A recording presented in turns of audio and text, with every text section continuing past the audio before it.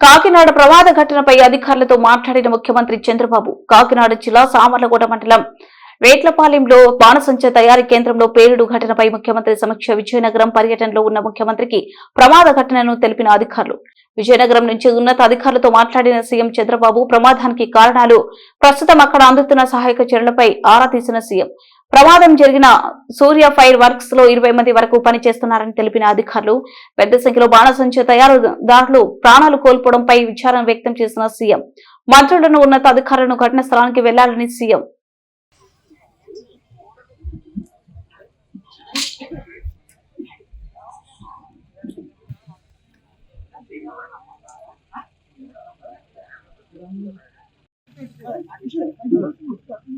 కాదు